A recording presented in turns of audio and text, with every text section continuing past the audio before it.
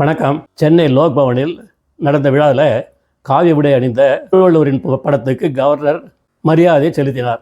அவர் பேசும்போது திருவள்ளுவர் ஒரு சனாதனி தான் அப்படின்னு வேற பேசியிருக்காரு. இது தமிழக வட்டாரத்தில், அரசியல் வட்டாரத்தில் புயலை கிளப்பி இருக்கு.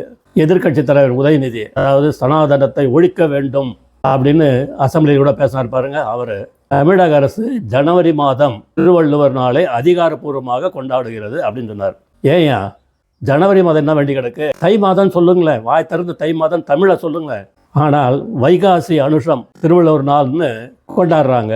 இந்த வைகோன் ஒருத்தர் இருக்கார் பாருங்க, அவர் என்ன சொல்லியிருக்காருன்னா, திருவள்ளுவர் அனைத்தையும் கடந்தவர், கண்டிப்பாக அவர் ஒரு சன்னியாசி, காவி உடை தடித்தவர் அப்படின்னு நான் சொல்கிறேன். அவர் ஒரு சன்னியாசி. தாவேகா அதனுடைய ஒரு அமைச்சர் ஒருத்தர் சொல்கிறாரு, அருண்ராஜன், திருவள்ளுவர் உலக பொதுமறை தந்தவர்.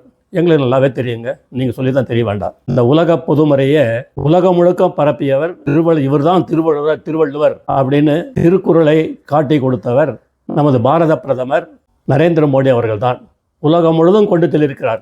யூஎன்ல கொண்டு போய் அதை வச்சிருக்கார். நம்ம பார்லிமெண்ட்ல அவர் வச்சிருக்கார். திருவள்ளுவர் ஒரு ஞானி, திருவள்ளுவர் ஒரு சனாதனவாதி, திருவள்ளுவர் முற்றும் துறந்த முனிவர். அவருக்கு காவி உடை உடுத்தியதில் தவறே கிடையாது. காவி உடை மட்டும் இல்லை, பட்டையா விபூதியும் இட்டிருக்காங்க. கடவுளர் தான் கும்பிட்டுருக்காங்க. இப்போ அவருக்காக ஒரு கோவில் இருக்குது மயிலாப்பூரில். வாழ்க திருவள்ளுவர் புகழ், வளர்க திருக்குறள். ஜெய்ஹிந்த்.